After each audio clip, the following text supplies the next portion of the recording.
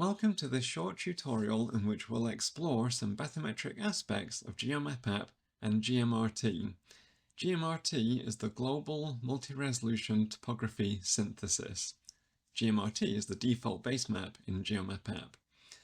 In this tutorial, we'll have a look at how to download bathymetric base layers that you can then import in your own applications, and we'll do that using the GMRT map tool. And then we'll switch to GeoMapApp and see how you can download bathymetry from there. And then continuing with GeoMapApp, we'll look at how to find gaps in existing bathymetric data coverage, how to generate waypoints for going to sea and filling in those gaps. And then we'll switch and look at how to import bathymetry data, which could be done as you're acquiring data at sea. And we'll finish up with looking at GeoMapApp to access some very high resolution bathymetry data at mid-ocean ridges. So let's start with the GMRT map tool. And here we have the GMRT homepage, gmrt.org. Go into Tools, GMRT map tool. The map interface opens, and let's zoom in on an area down here on the Southeast Pacific Rise. And we'll choose a specific geographical area by clicking on the rectangle tool and drawing a box. So let's say that's it. Notice that the area in the inset map now matches the box that we drew. We can either download the image by clicking the download image button, or we can download the GMRT grid for this area using the create grid file button. So let's click that. And here we have various options for downloading the grid. We can choose the different format of the grid. Let's choose the COARD compliant netcdf file. For masked and unmasked, if we choose masked, we only get data where there's multi-beam echo sounding data or contributed grids. Everywhere else is nans, not numbers. If we choose unmasked, then we get continuous coverage where the gaps are infilled with the JABCO 2025 grid. Then we can choose the resolution that we want, and for GMRT, the global native resolution, highest resolution, is about 120 meters per grid node, so let's choose that one. If we choose the maximum resolution, that's just subsampling the 120 meter grid layer. And we click download grid, and we'll get the grid file that we can then use in other applications. So that shows a very simple way to quickly download a bathymetric base layer using the GMRT map tool. Let's now switch to looking at GeoMapApp to download the same bathymetric base layer. Remember that GMRT is the default base map in GeoMapApp. So let's open GeoMapApp, and this assumes that you've already got it installed. So here we have GeoMapApp beginning to load. We click the agree button. The window pops up. Let's move it there. And we'll go find that area that we were just looking at in the GMRT map tool. It's around here. In here, you can use a couple of different ways to zoom in by drawing a box or using the zoom buttons up here. So that looks pretty similar to what we had in GMRT map tool. Now at this point, we're just looking at pre-made JPEG images from the GMRT service. And if we click File, Save Map Window, we see that indeed we only have options to save the image. If we want to save the underlying grid, then we need to load the GMRT grid. And for that, we go to the toolbar, we can click this shortcut, and this will load the GMRT base map grid. And here we have the grid loaded. This grid manipulation window pops up, and we can use this to change the display. It doesn't change the actual underlying grid, it just changes the display. Like change the sun illumination, and so on. Turn the sun illumination on and off, etc. Change the palettes by going into here, put contours on and whatnot. But at this point, now that we have the grid loaded, if we go back into the File, Save Map window, we now see that we have various options available to us for downloading the grid, different formats. If we click this button, this will take us back to the GMRT map tool window to what we saw before when we have different options there. Okay, so now we've seen how we can very quickly download a bathymetric base layer using either GMRT map tool or GeoMapApp. Let's now switch and look at how we can use GeoMapApp to find gaps in data coverage.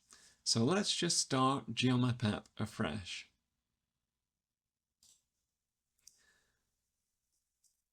So now we have a new GeoMapApp window just to make things a bit easier to see.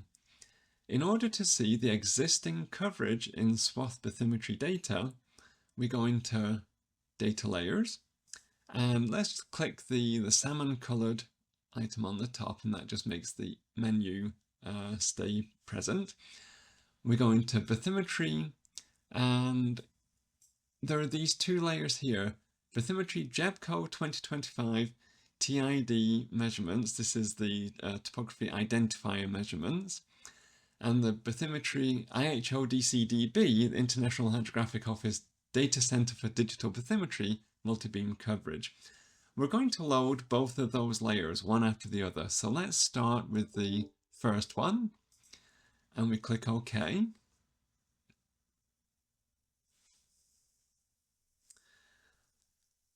And we see that some squiggles have appeared on the map.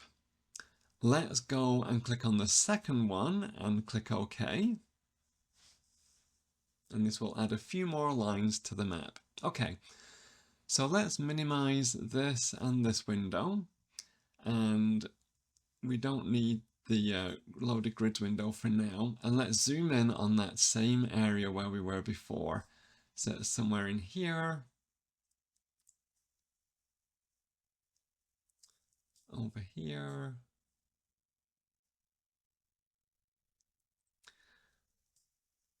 And it's in here. So this area here on the mid-ocean ridge was where we were looking at previously.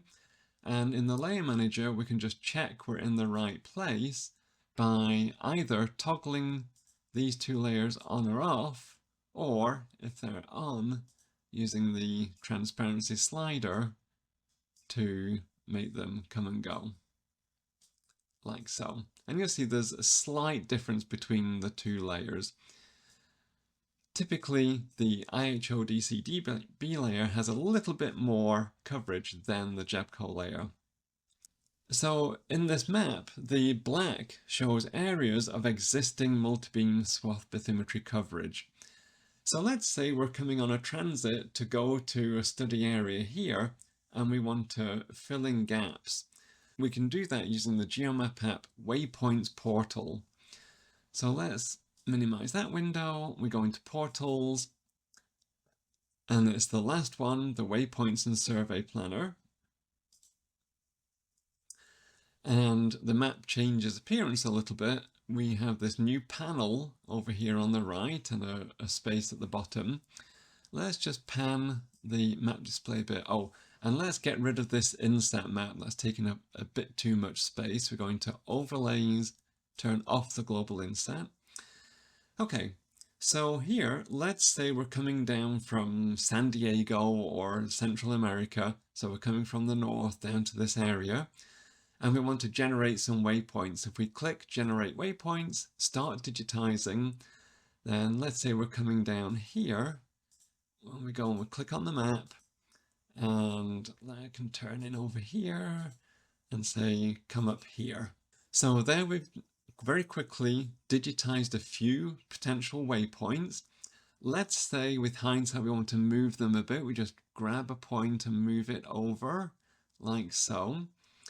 And if we want to estimate how long that will take, then scrolling in the right window, if we put in a ship speed, typical ship speed of say 10 knots here, and you see that the duration column instantly got infilled. And we can also extract the GMRT elevation beneath these waypoints, clicking the Extract Elevation button. So when we extracted the elevation, the grid was overlain on top of all the other layers. So let's just go back into the Layer Manager and we'll push the grid that we just loaded down a couple of layers so that the multi-beam footprint layers reappear. Okay, so here we see that the elevation is now infilled, and this can also be very useful if we're planning stations or potential dive sites. And if we click onto the draw profile, then it shows the profile between those waypoints. And if we were to change the location of the waypoints, then it changes the profile instantly too. All right, so let's say we're happy with those waypoints. We can then save the waypoints as a table, or we can save the profile as a JPEG or a PNG. But the table is going to be most useful probably, and we can give those waypoints to the bridge, for example. Alright, so that has very quickly shown how we can use the waypoints portal to plot potential waypoints for a survey or for a dive site. So let's now turn our attention to how we would use GeoMapApp to import a bathymetric grid. This can be very useful if we're at sea acquiring data, and as the swath files come off the acquisition system, we convert them to grids. We can use MB System or some such for that. And once we have the bathymetry in a common gridded format, we can import the files into GeoMapApp. So for an example, let's use a NetCDF formatted grid that we happen to have on hand. I've put the grid in a separate folder, and we'll see why in a second. Let's go find the folder. And here's the folder containing the grid file. We could have multiple grids, and GeoMapApp has the capacity to import more than one grid file at the same time. But for now, we'll just stick to this single grid. So let's just minimize this window, and we're going to File, Import a 2D grid file from the local file system. First, it asks us to check what format we have. So the default is NetCDF, which is what we do have, but just to show you, there's a GeoTIFF, grid format, or Esri ASCII, Esri binary formats. So we accept the NetCDF, and now we use the navigation window to go and find the grid. So it's located under here, and there's the grid file. So we click on it to select it, and then hit OK. GeoMapApp brings up a window asking us to confirm what it's read in the header.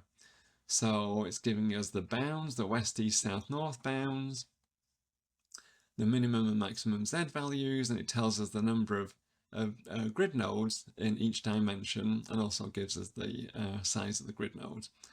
So if that all looks okay, we hit OK, and off GeoMapApp goes, processing the grid, and it was very quick to do that. And if we now look in the window where the grid sat, so we see that there's the original file, and we have these other files that appeared. And what GeoMapApp has done is it's created a parallel set of tiles, sort of mimicking the GMRT base map tiles, but it's done it in the local folder. So this can be very useful when we're at sea and we just have grids on the local computer, or if we have proprietary data that we don't want to make public yet. Okay, so here's the grid that was imported, and it's on the Mid-Atlantic Ridge.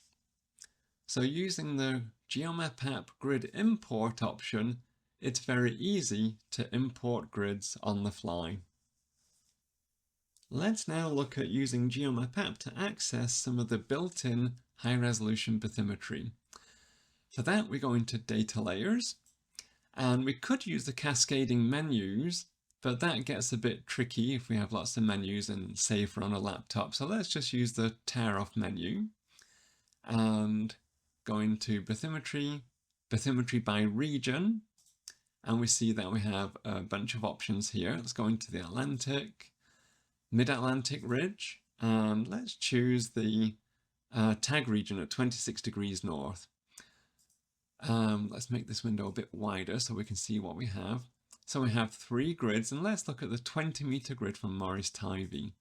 So we'll click load and off it goes. Let's get rid of these windows for a sec. And there is the 20-meter grid overlain on the GMRT base map.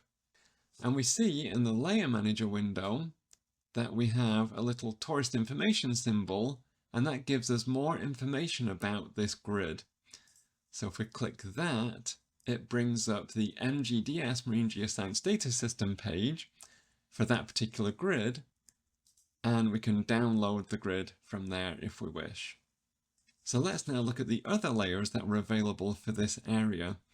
For that, we find the data layers window again, which is here. And here we now see we have a 2-meter grid. So let's load that. And that might be pretty hard to spot. So let's bring back the layer manager window. Here's the 2-meter grid. And if we use the transparency slider, we can turn it on and off to make it easier to identify. So there it is in the middle there. So let's go and zoom in right in the middle. There we are, and we can see the higher resolution grid. So now if we compare that grid, the 2-meter grid, we can see the extra information that's added. Also in the 20-meter grid, we see we have some gaps here in that 20-meter coverage. So there's the 2-meter grid. And like before, if we click the tourist information symbol, it takes us to the MGDS page from where we can download that grid. Okay, so let's now look at the highest resolution layer for this area, and we see that we have this grid from a NOR cruise at an astonishing 25 centimeter resolution. So let's load that one. Okay, now that might be hard to spot as well, so let's do that toggling trick. And there it is down near the bottom. So let's zoom in on this area. Going even further. So there is the 25 centimeter bathymetry. We can see how much more detailed it is, especially if we turn off the 2-meter grid as well. Just turn that back on. Okay, so in this tutorial, we very quickly looked at how to download bathymetry as a base layer from GMRT and GeoMapApp, and then we used GeoMapApp and the various capabilities within it to look at how we can find gaps in the existing bathymetric data coverage, how we can generate our own waypoints to help fill in those gaps, how we can import bathymetry grids, which might be useful when we're at sea, and how we can access existing built-in high-resolution bathymetry. And if there are any questions, you can email us at info@marine-geo.org.